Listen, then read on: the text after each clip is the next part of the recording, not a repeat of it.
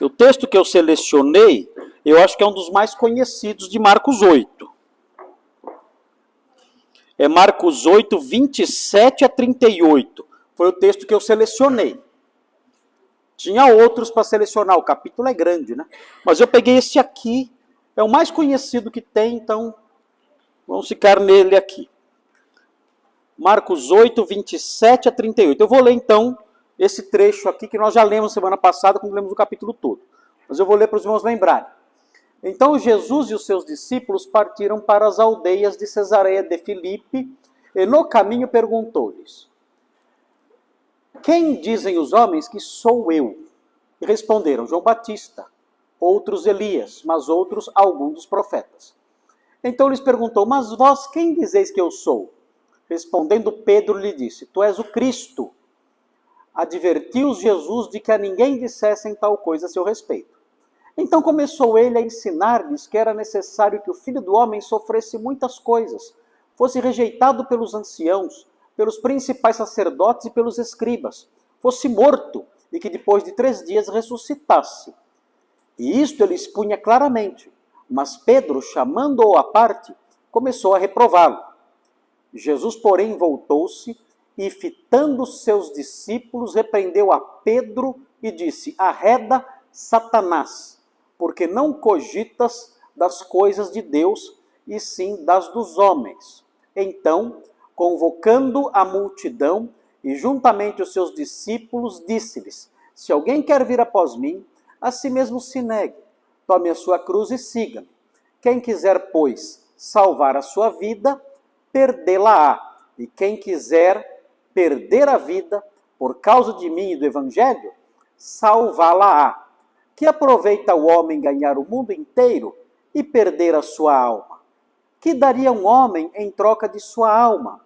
Porque qualquer que nesta geração adúltera e pecadora se envergonhar de mim e das minhas palavras, também o Filho do Homem se envergonhará dele quando vier na glória de seu Pai com os santos anjos. Então esse é o nosso texto. Bom, eu dividi em 3 partes, os irmãos vão aí me ajudando na medida em que eu for explicando aqui, os irmãos vão me ajudando com as suas contribuições também, suas percepções. Assim, esse texto eu dividi em 3 partes, mostrando o que é preciso para ser um crente de verdade.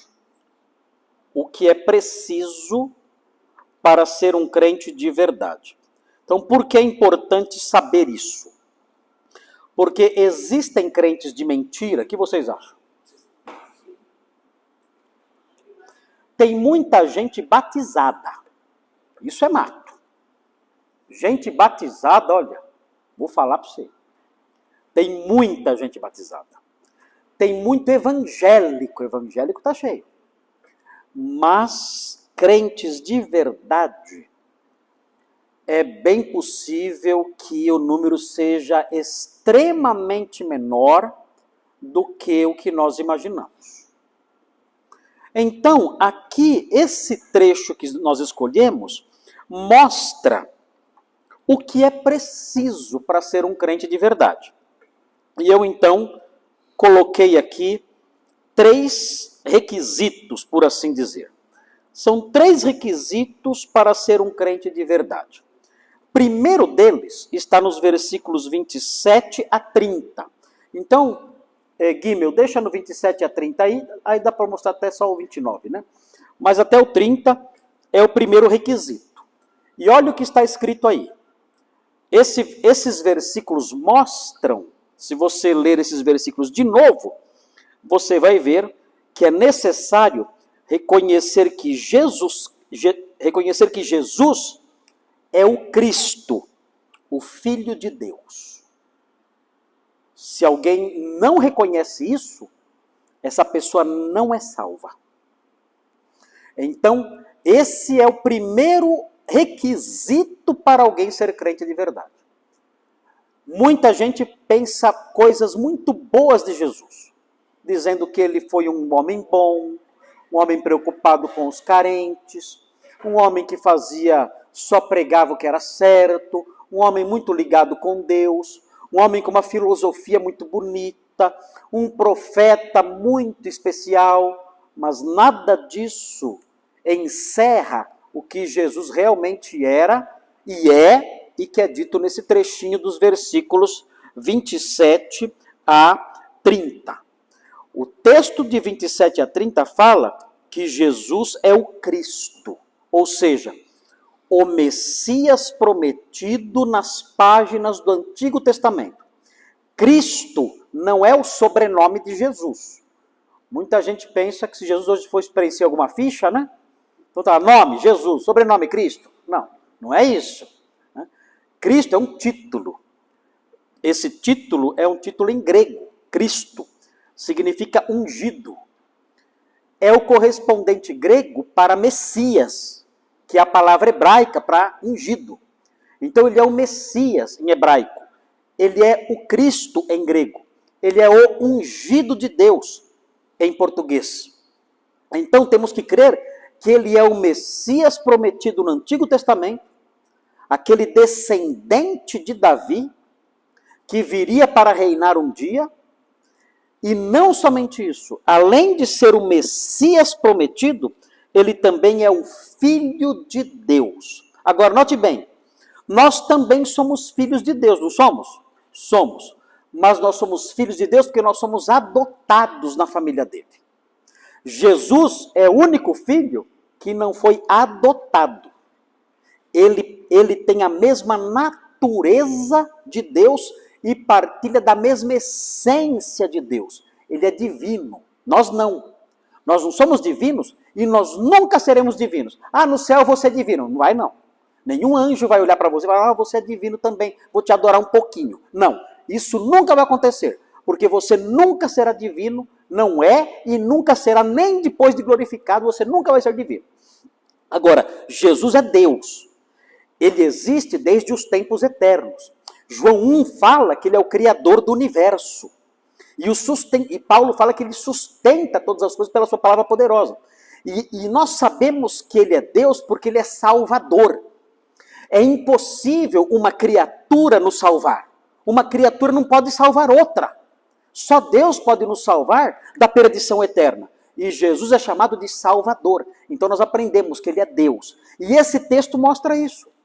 Pedro disse, tu és o Cristo, lá, Antigo Testamento, o Messias prometido, filho de Davi, que vai reinar para sempre sobre o mundo. É o Senhor é o Cristo. E mais, o Senhor não é só o descendente de Davi, linhagem humana. O Senhor também é o Filho do Deus vivo. O Senhor é divino. Então nós temos que, para ser salvos, nós temos que crer nisso. Se alguém crê que Jesus era um bom professor, um homem bom, um exemplo de vida, isso não salva ninguém. Eu tenho que crer na sua divindade. Tenho que crer que ele é o Messias prometido. Deus homem vindo ao mundo para morrer pelos nossos pecados. Tem que crer nisso. Eu tenho que olhar para Jesus e dizer, ele é o Cristo, o Filho de Deus, o próprio Deus vindo aqui na forma humana. Por que na forma humana? Porque ele é o Cristo, descendente de Davi, ungido, rei de Israel. Por isso ele é humano, mas ele é divino. É o Deus homem, é o Filho de Deus que se encarnou, Deus e homem. Eu tenho que crer nisso aí. Agora, notem bem, há igrejas que não creem nisso? Tem, né? Olha, por exemplo, Testemunhas de Jeová dizem que Jesus não é Deus. Falam que ele é o Cristo, mas ele não é o Filho do Deus vivo. Ele não é Deus. Falam que Jesus é só uma criatura especial. Uma bela criatura, mas não Deus. Então, existe isso aí. Assim como outras pessoas também que são simpatizantes do cristianismo, que vão dizer, não, nossa, Jesus Cristo é tudo, é maravilhoso, mas não é divino, não é Deus. Então esse tipo de crença não compõe a fé que salva. Para alguém ser crente, genuinamente salvo, é necessário crer no seu coração que Jesus é o Cristo prometido e é o Filho de Deus, o próprio Deus encarnado. Então note, veja aí os versículos aí, como nós chegamos a isso. Diz assim, Jesus e seus discípulos partiram para as aldeias de Cesareia de Filipe. Era bem ao norte de Israel, perto do Monte Hermon. Lugar bonito até. Hoje tem um parque lá. Monte Hermon, tem um parque ali. É um parque, uma reserva natural, onde tem o Monte Hermon. Porque o Monte Hermon é muito bonito. O Monte Hermon é muito bonito. E o lugar é muito bonito. Então fizeram lá uma região ali para o pessoal poder passear. Né? Então ele estava nessa região, ao norte de Israel, andando ali com seus discípulos. É Cesareia de Filipe. Não é a Cesareia marítima. É outra Cesareia. As duas ficam ali em Israel. Mas não é a marítima. A marítima é mais ao sul. E como o próprio nome fala, é mais perto do mar Mediterrâneo. Aqui não tem mapa agora aqui, senão eu mostrar para vocês onde é. Mas não é a mesma Cesareia marítima. É outra, Cesareia de Filipe. E no caminho perguntou-lhes, quem dizem os homens que sou eu? Uma pergunta importante aqui. Porque essa pergunta, a resposta a ela, é que vai definir o seu destino eterno. Quem é Jesus para você, define onde você vai passar a eternidade. Isso é muito sério. Essa pergunta que Jesus fez, é uma das perguntas mais importantes da Bíblia. Quem é Jesus para você? Isso define se você é um crente, se você é salvo ou não. Então, você pode até dar uma resposta linda, mas se não for a resposta que Deus revelou, essa resposta não vai te salvar. E essa resposta tem que ser fruto de um coração sincero. Você realmente crê nessa resposta. Veja então o que acontece. Responderam, João Batista. Alguns pensavam que era João Batista. Tinha ressuscitado. Enfim, umas ideias estranhas, né, que tinham. Superstições, lendas urbanas. Outros Elias. Por que alguns pensavam que era Elias? Porque havia uma profecia, vamos ver agora, havia uma profecia em Malaquias que falava isso. Olha o que diz Malaquias 4:5. Veja aí. Guimel, mostra aí Malaquias 4:5. Olha aqui, ó. Olha o que fala Malaquias 400 anos antes de Cristo. Olha o que ele fala. Ele fala assim, ó. Eis que eu vos enviarei o profeta Elias. Olha só. Malaquias falou isso. Quase 400 anos antes de Cristo. Eis que eu vos enviarei o profeta Elias, antes que venha o grande e terrível dia do Senhor. Ele converterá o coração dos pais aos filhos, e o coração dos filhos a seus pais, para que eu não venha e fira a terra com maldição. Então, tinha essa profecia. Olha, eu vou enviar o profeta Elias, antes do grande dia do Senhor. Então pensaram, esse homem, Jesus de Nazaré, é o Elias prometido por Malaquias. Agora, ele era? Não era. Quem era? Quem era o Elias? Aí tem, né? Olha só, Mateus 11:14. Guimel, mostra aí Mateus 11:14. Mateus 11:14. Olha o que fala. Jesus aqui está falando sobre João Batista. E olha o que ele fala. No 14. Jesus fala assim, sobre João Batista. E se o quereis reconhecer, João Batista, ele mesmo é Elias que estava para vir.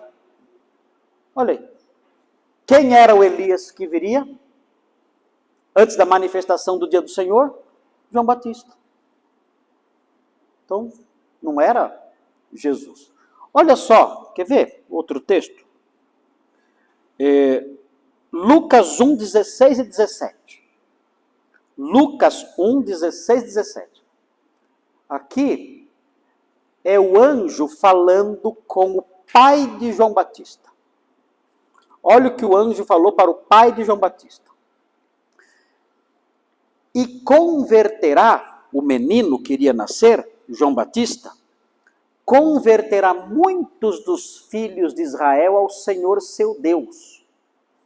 E irá adiante do Senhor no espírito e poder de Elias. Por isso que ele era o Elias. Porque o mesmo espírito e poder que atuou em Elias, iria atuar nele. E aí fala, para converter o coração dos pais aos filhos. Exatamente a profecia de Malaquias. Converter os desobedientes à prudência dos justos e habilitar para o Senhor um povo preparado. Foi o que João Batista, né, o segundo Elias, veio fazer. Preparar o caminho do Senhor. Ele falou, eu sou a voz do que clama no deserto. Preparai o caminho do Senhor e endireitei as suas veredas.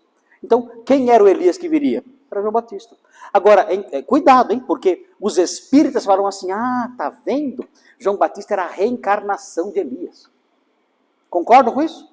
Amém? Não, nada a ver. Que reencarnação? Para de falar bobagem, isso não existe. Então, por que então ele é chamado de Elias? Ele é chamado de Elias por causa disso aqui, ó. Ele apareceria no poder e espírito de Elias. É por isso que ele é chamado de Elias. Porque o Espírito Santo que atuou em Elias, o mesmo Espírito que atuou em Elias, o mesmo poder que atuou em Elias, atuou nele. Por isso ele é chamado de Elias. Ele não era Elias mesmo, né? Ressurreto ou reencarnado, nada disso. Mas ele era chamado assim porque ele veio no espírito e poder de Elias. É, a mesma ousadia, a mesma força. Aliás, perguntaram para ele, para João Batista, se ele era Elias literalmente. Assim, você é Elias? Ele falou, não. Ou seja, não sou Elias literalmente. Perguntaram se ele era Elias ressurreto, ou Elias reencarnado. Perguntaram para ele, você é Elias? Ele disse, não, não sou. Quem é você? Ele falou, eu sou a voz do que clama no deserto. Para tirar da cabeça das pessoas qualquer ideia de reencarnação, de um Elias ressurreto, nada disso. Eu surjo aqui, eu apareço aqui no meu ministério na força de Elias. E por isso eu cumpro a profecia de Malaquias. Muito bem, mas pensaram que Jesus era Elias. Ele falou, não, eu não sou Elias. Quem eu sou, Pedro vai dizer agora. Veja aí, Marcos 8, de novo, continuando. Responderam João Batista, os Elias, alguns dos profetas. Podia ser um canto de profeta. E continua. 29. Então Jesus... Não, 29. Então lhes perguntou, mas vós, aqui para os discípulos, quem dizeis que eu sou? Respondendo Pedro lhe disse, é bom aqui notar que Pedro está falando em nome dos discípulos todos. Que ele perguntou para os discípulos, e vocês? Quem vocês pensam que eu sou? Aí ele vai responder como se fosse o porta-voz dos discípulos. Ele sai na frente, porque Pedro tem esse jeitão mesmo, de sempre se jogar na frente. Né? Não pensa muito, né? E ele vai, às vezes acerta, às vezes erra. É aquela pessoa que vem chutando a bola no gol. Tem hora que acerta, tem hora que erra. Ele é assim. Ele para de chutar. Rolou a bola, ele chuta. Então, às vezes vai para o mato a bola. Essa aqui ele acertou. Daqui a pouquinho ele vai chutar de novo, vai para o mato a bola. Ele acerta, erra, mas ele é assim. Mas ele falou em nome dos discípulos lá. Ele disse, olha, Pedro respondeu, tu és o Cristo. Advertiu Jesus de que a ninguém dissesse tal coisa a seu respeito. Agora, assim, os textos paralelos acerca disso, que falam disso, os textos paralelos falam o seguinte, olha, essa resposta que Pedro deu foi uma resposta que foi o próprio Deus quem revelou a ele. Jesus, aqui em Marcos não fala isso, mas Jesus, na ocasião, disse assim para ele, olha, Pedro, você é bem-aventurado, você é feliz, porque isso que você falou agora não foi carne nem sangue quem revelou para você, ou seja, você não obteve esse conhecimento por vias humanas, mas foi o Pai que está nos céus que revelou isso para você. Então essa resposta de Pedro é uma resposta que vem do céu. Quando ele falou assim, olha, tu és o Cristo, e ele prosseguiu, aqui o Evangelho de Marcos não fala, mas ele prosseguiu dizendo, tu és o Cristo, o Filho do Deus vivo, quando ele fala isso é uma resposta dada pelo próprio Deus. Deus é a fonte dessa resposta. É muito importante isso. Veja João 20, 28. João 20, 28. Olha aqui. Olha aqui como Tomé reconheceu Jesus. Olha o que ele fala. Respondeu-lhe Tomé. Tomé, quando viu Jesus ressurreto, olha o que ele falou. Senhor meu, ele falou, ele reconheceu que Jesus era rei, era o Messias, era o Senhor de Israel, o Senhor meu e Deus meu. Essa é a resposta certa. É uma resposta que é semelhante à resposta de Pedro. Tu és o Cristo, o Rei, e tu és o Filho do Deus vivo. O Senhor é divino. E aí Jesus não vai contra a resposta de Tomé, mas vai contra a demora de Tomé em crer. Ele fala, disse-lhe Jesus, porque me viste, creste? Bem-aventurados os que não viram e creram. Mas a resposta estava certa, ele não corrigiu a resposta. Quando Tomé disse, Senhor meu e Deus meu, resposta correta. Demorou, mas foi certo. Okay? Muito bem. Então, na sequência, vem o versículo 30. Versículo 30 fala assim, advertiu Jesus de que a ninguém dissessem tal coisa a seu respeito. Por que Jesus proibiu contar para todo mundo que ele era o Cristo, o Filho de Deus? Por quê? Não tinha chegado a hora dele ainda. O que mais? Também, é verdade. Para não aumentar a perseguição.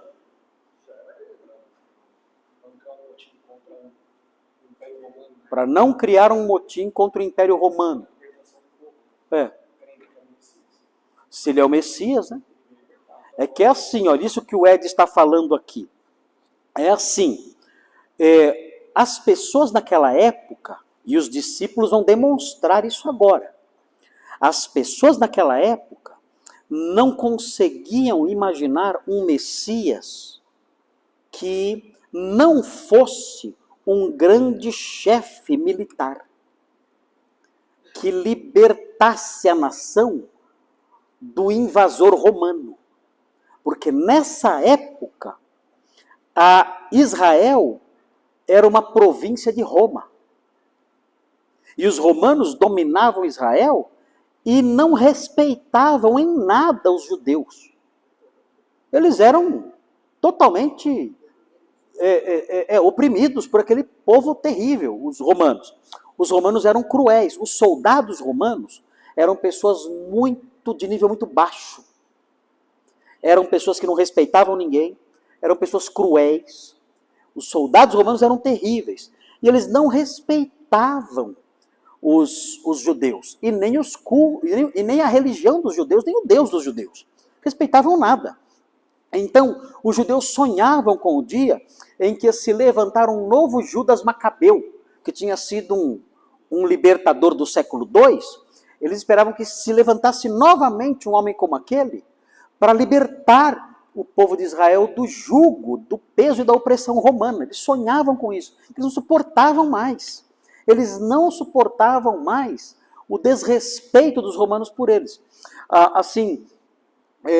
Antes da invasão, da rebelião dos judeus no ano 70, mais ou menos 40 anos depois dessa época aqui, quando Jesus disse essas coisas, uns 40 anos depois, houve uma rebelião em Jerusalém em Israel, contra os romanos. Antes dessa rebelião, o que aconteceu? Dizem que os soldados romanos estavam tomando medidas assim, e atitudes que ultrapassavam em muito o que o judeu poderia suportar. Eles estavam realmente indo além do que já tinham ido há muito tempo.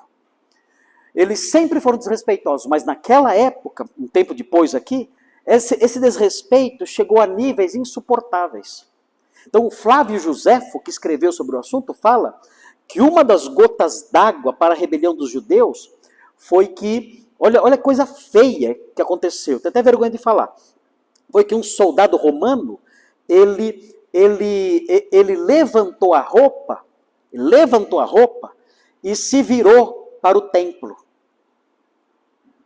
desrespeitando desse jeito o templo.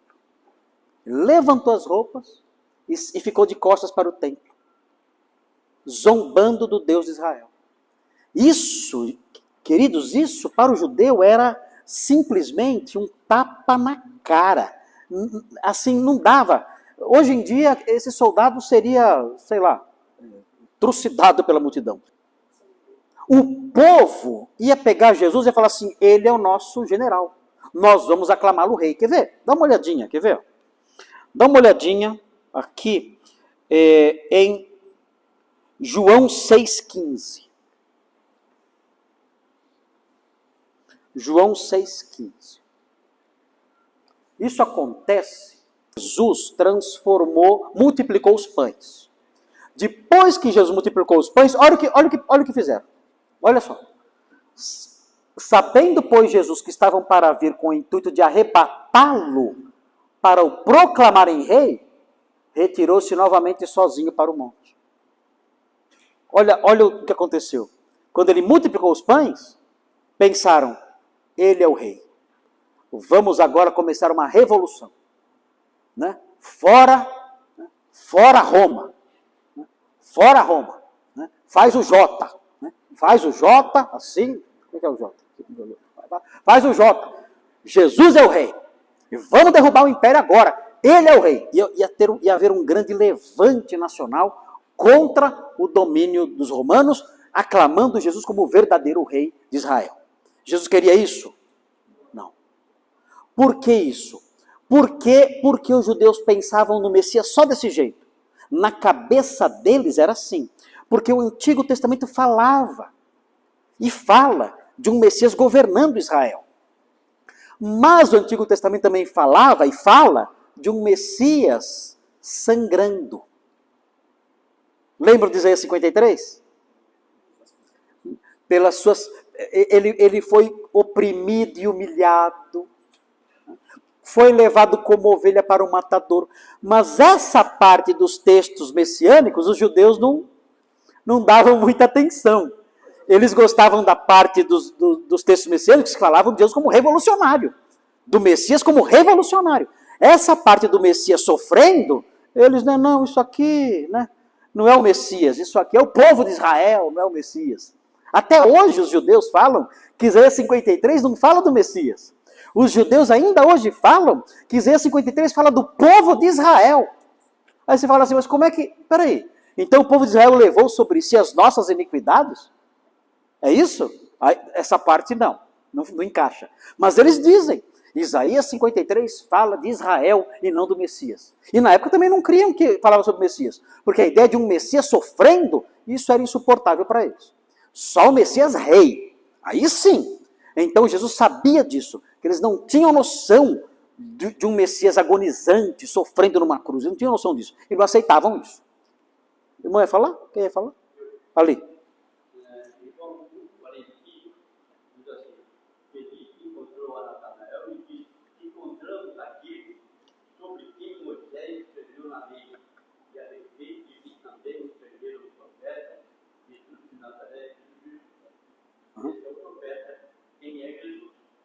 Aí nessa época, eles acreditavam talvez que fosse só um profeta, né?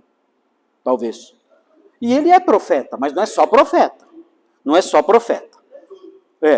Profeta, sacerdote, rei, né? Não é tudo.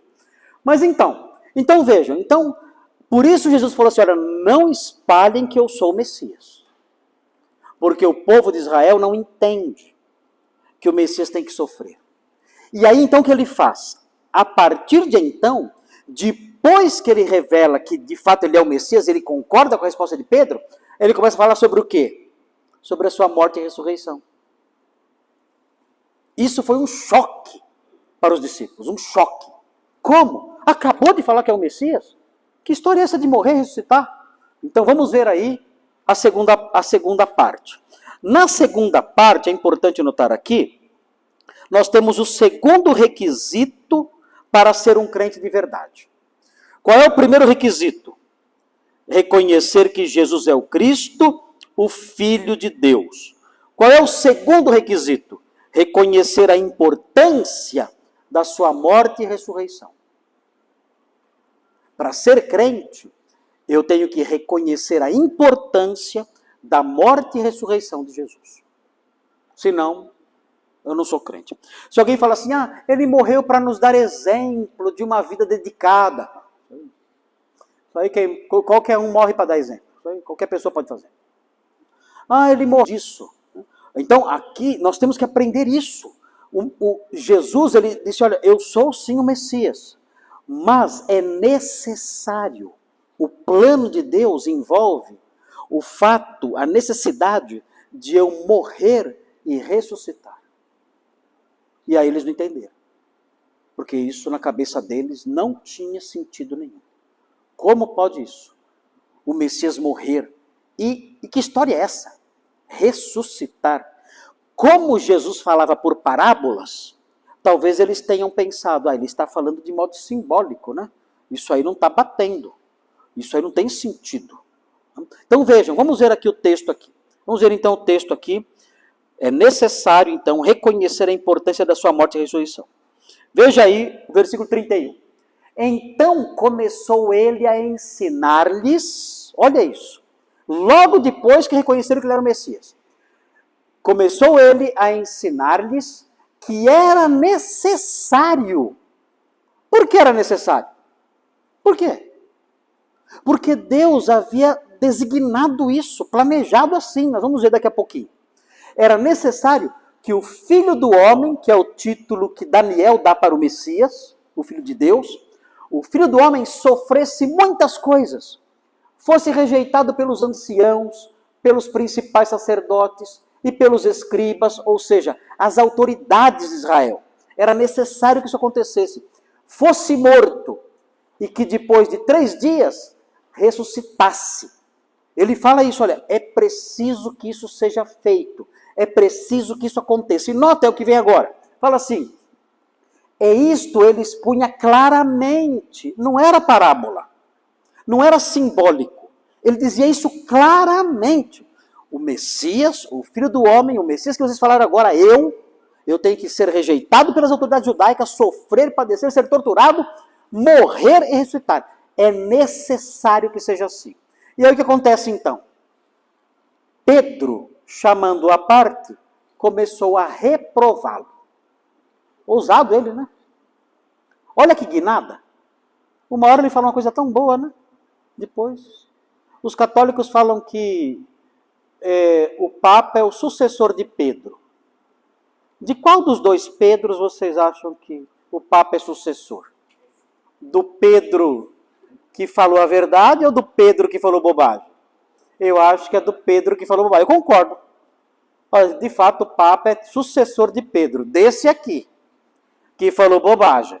Desse para quem Jesus falou assim, arreda Satanás. Esse sim, o Papa é o sucessor. Do primeiro, não. Porque o primeiro, o testemunho que Pedro dá de início, esse Papa não dá. Esse Papa fala o quê? Todos os caminhos levam a Deus. Esse Papa não crê que Jesus é o único caminho. Ele fala que todas as religiões salvam. Então, ou seja, ele realmente está mais para o segundo Pedro do que para o primeiro.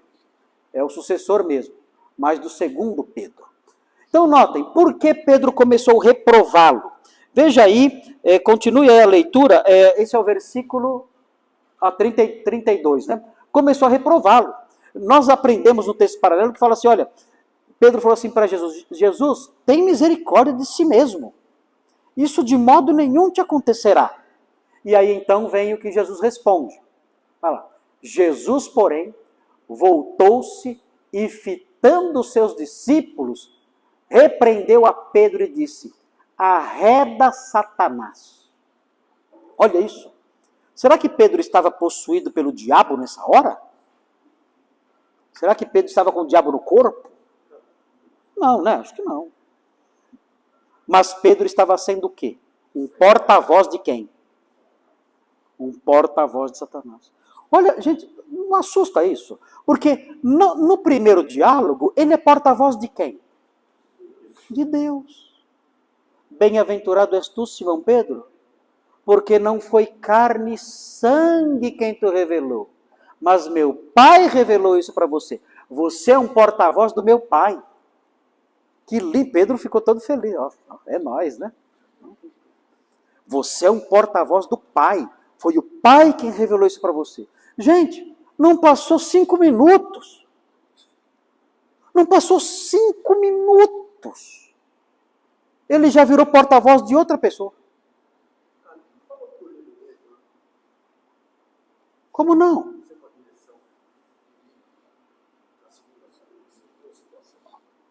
Mas ele não foi uma cabeça anulada dele. Ele se deixou levar pelo diabo.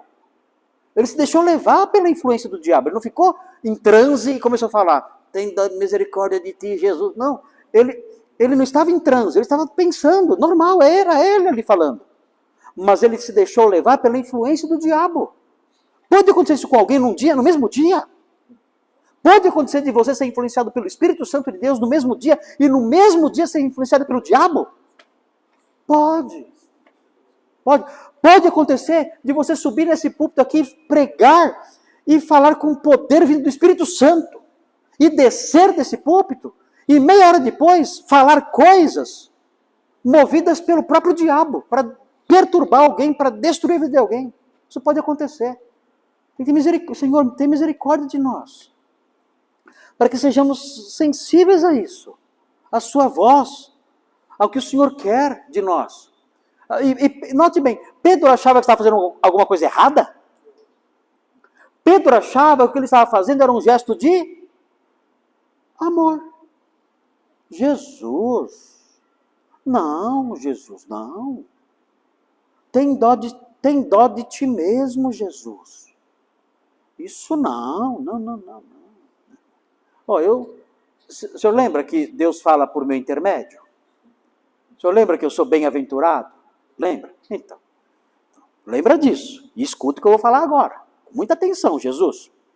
Pare com essa conversa. É feio. Isso não é bonito num homem como o senhor, que é o Messias. Então, pare agora de falar isso. Nós amamos você, isso nos machuca. Ficamos tristinhos quando você fala assim. Não pode, é feio. Na cabeça dele, estava fazendo uma coisa boa. Mas se harmonizava com a palavra de Deus? Pode acontecer de nós fazermos coisas que para a nossa cabeça são boas, mas não se harmonizam com a palavra de Deus? Pode. O que Jesus respondeu? Ele não falou assim, Pedro, você tem a sua opinião, cada um tem seu modo de pensar, eu já vejo diferente. Não foi isso aí, não. Você está falando movido pelo próprio diabo. O diabo colocou isso na sua cabeça, o diabo colocou essas palavras na sua boca. Sai de perto de mim, porque você não está falando sobre as coisas de Deus. Você está falando sobre as coisas dos homens. Você está pensando, não o que Deus pensa. Você está pensando o que os homens pensam. É bonitinho, é lindo, mas não é o que Deus pensa. É maravilhoso. Quem ouvir vai dizer, nossa, de fato concordamos, como Pedro é fofo. Não importa o que o mundo diga. O que você está dizendo são palavras que são de origem humana. Não se harmonizam com o que Deus pensa, com o que Deus fala. Fernando, depois Maurício. Foi um coach. Aquele agiu como um coach. Jesus, você tem potencial. Olha para você. Acabei de falar que você é o Messias. Gente, Senhor, o Senhor é o Messias, o Rei de Israel. Pera lá. Bem, Jesus, pensa antes de falar. Pensa antes de falar. Se valorize um pouco mais. Tenha um pouco mais de amor próprio. É isso. Não é lindo? É lindo. Vem de Deus? Não. Vem de quem? Do diabo. Do diabo. Não temos que tomar cuidado. Às vezes alguém pode falar uma coisa muito bonita e não harmoniza com a Bíblia, com a palavra de Deus. E nós acharmos aquilo maravilhoso. Mas não é Deus falando por intermédio daquela pessoa. Não é porque é bonito e transmite cuidado e preocupação e beleza e delicadeza que vem de Deus. Se não está na palavra de Deus, se não tem a chancela da palavra de Deus, não vale nada. É bobagem. Maurício. Pastor, a gente pode considerar também que a multidão, quando tentou fazer de rei, falou por influência do diabo, porque queria fazer com que ele não passasse. Assim, o texto bíblico não fala isso. O texto bíblico não diz isso. Mas nós podemos imaginar que qualquer tentativa de tirar a cruz do caminho de Jesus, quem era o maior interessado nisso? Satanás. Satanás era o maior interessado em tirar a cruz do caminho. Porque a cruz é derrota para ele. Ele sabia disso. Deus avisou o diabo. Deus falou assim, olha, quando você ferir o calcanhar do meu filho, ele vai esmagar sua cabeça.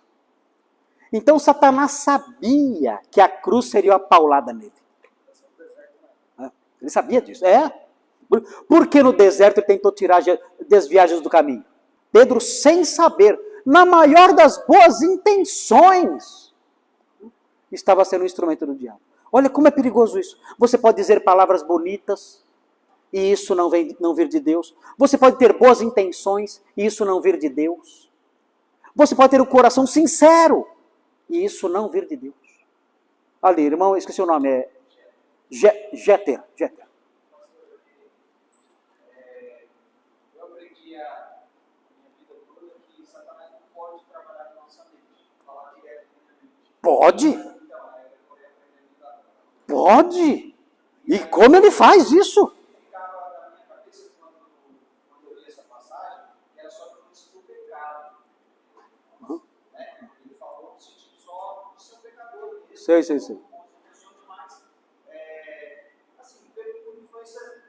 De si mesmo, né? Você lembra daquele casal famoso, Ananias e Safira? O que Pedro disse para Ananias quando ele mentiu? Ananias, por que Satanás encheu seu coração? Olha isso. Por que Satanás encheu seu coração?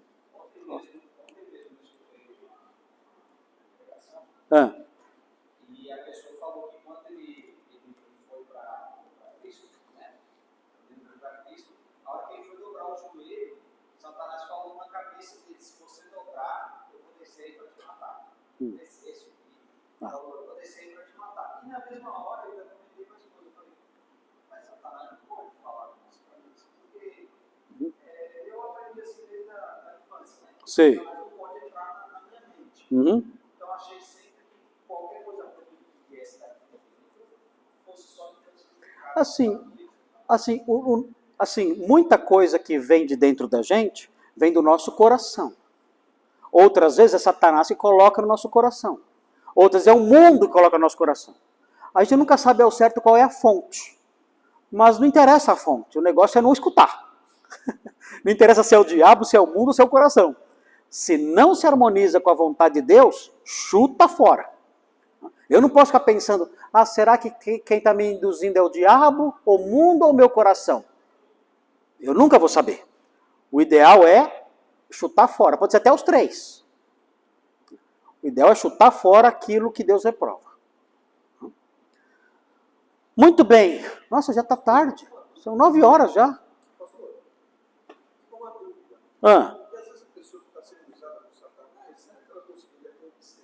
Não, Pedro não tinha.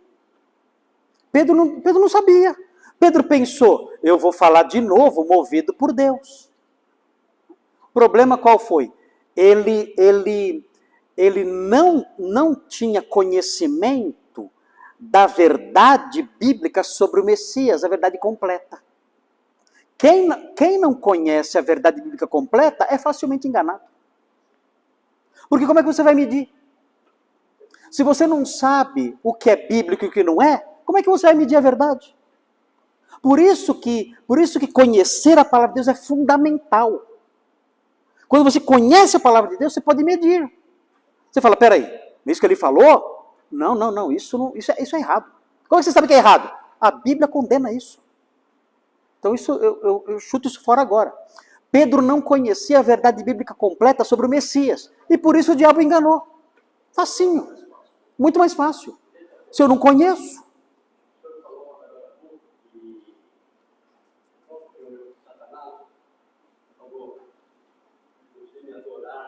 Isso. Sim, falou. E ele ainda fala. Ainda pode enganar as pessoas.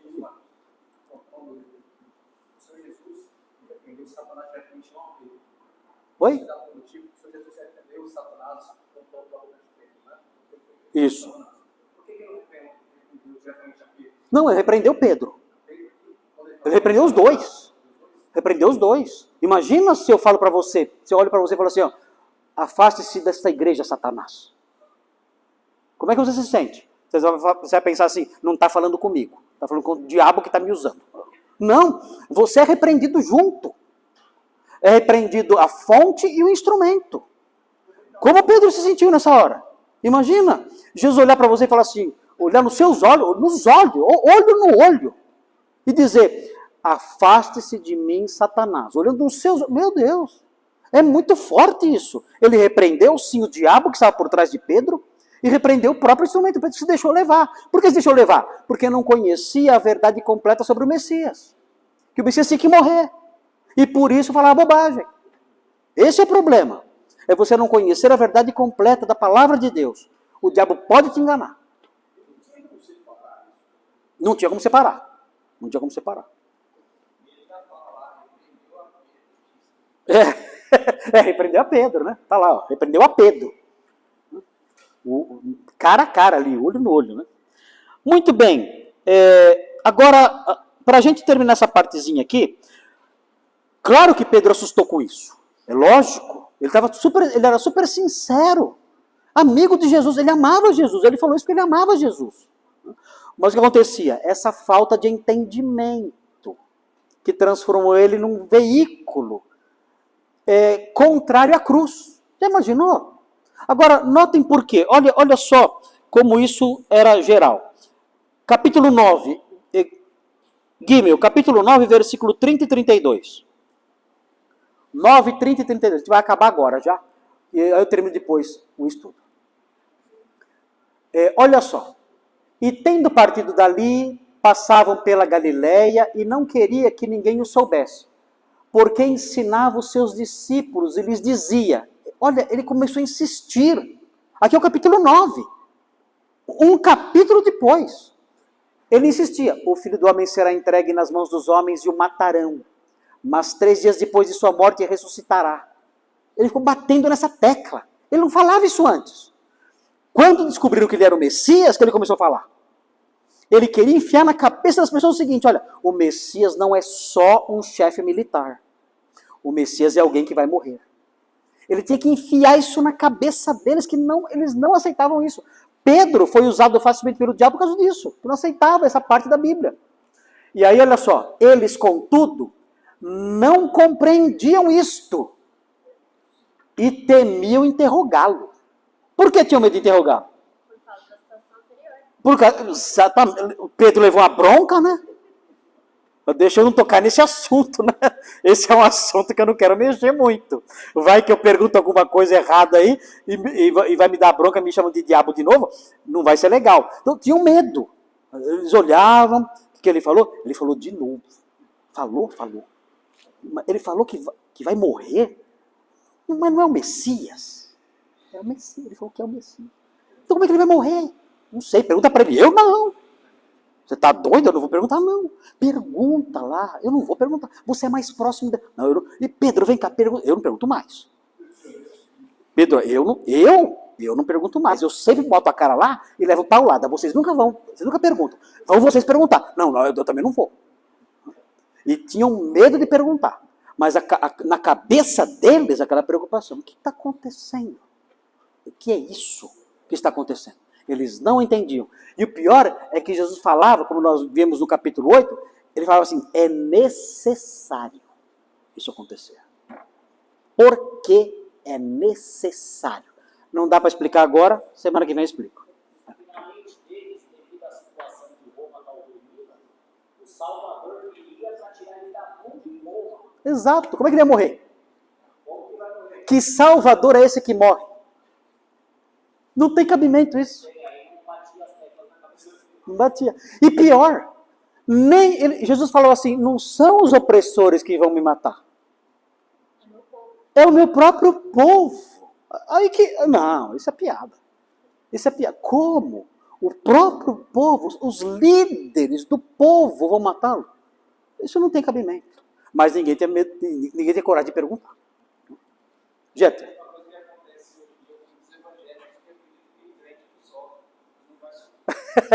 Mesma coisa. Não conhecem a Bíblia. E aí o diabo usa, porque não conhece a Bíblia, o diabo usa para ensinar bobagens. Bom, na semana que vem, nós vamos ver a importância, por que era necessário, porque estava nos desígnios de Deus. Então eu vou mostrar para vocês 2 textos, vamos ver na semana que vem. E na semana que vem vamos ver também por que era necessário. O que tem a ver a morte e a ressurreição com a nossa salvação. Vamos ver isso aí.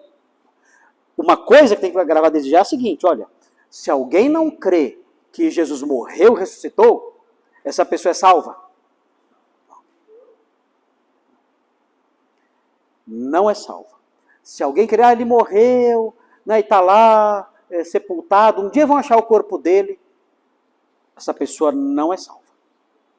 Para ser um crente tem que crer que Jesus é o Cristo, o Filho de Deus, e tem que crer que ele morreu e ressuscitou. Sem isso, não há salvação. Ok? Bom, já está tarde. Na semana que vem nós continuamos e terminamos esse texto aqui. Fernando.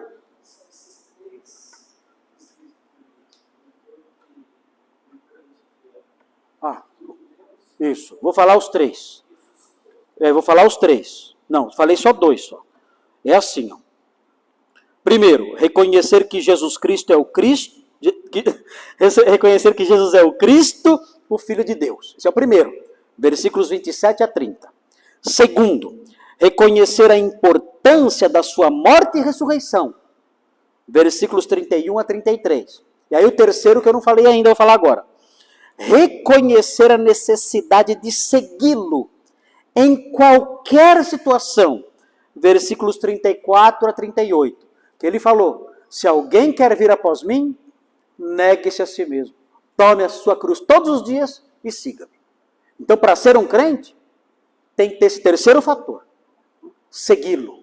Senhor, eu sei que o Senhor é o Cristo, o Filho de Deus. Eu sei que o Senhor morreu e ressuscitou. Mas eu acho melhor levar minha vida. Não. Então você não é crente. Tem que dizer, Senhor, então, diante disso, eu vou segui-lo por toda a minha vida. Haja o que houver. Mesmo sendo perseguido, rejeitado, humilhado, zombado, morto, torturado, eu vou segui-lo, serei seu discípulo, eu tomarei a minha cruz e vou segui-lo até o fim da minha vida. Então esse é o crente. Esses 3 requisitos. Bom? Um e o 2.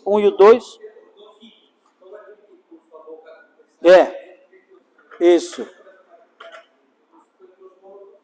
Isso. O item 2, é resumido em Romanos, que fala, né? Que você tem que crer que ele morreu e ressuscitou dentre os mortos. Muito bem, vamos fazer oração para encerrar? Semana que vem continuamos. Senhor, muito obrigado por esse texto maravilhoso de Marcos. E, ó Deus, ajuda-nos para que conheçamos a sua palavra e, desse modo, não sejamos induzidos a erros terríveis e não sejamos usados pelo diabo por ignorarmos a sua palavra. Porque muitas vezes podemos ser sinceros e até dizermos coisas boas e bonitas, mas que o Senhor reprova.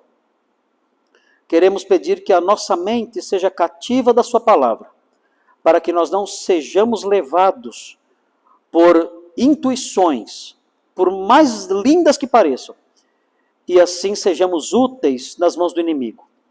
Ajuda-nos a compreender aquele versículo que diz, escondi a tua palavra no meu coração, para não pecar contra ti. Que isso seja real para nós. Obrigado porque aprendemos na sua palavra que Jesus é o Filho de Deus, o Messias prometido, que morreu e ressuscitou. E obrigado porque, crendo nele, nós então nos tornamos seus discípulos e podemos então, capacitados pelo seu Espírito, segui-lo até o fim. Muito obrigado por essas lições em nome de Jesus. Amém.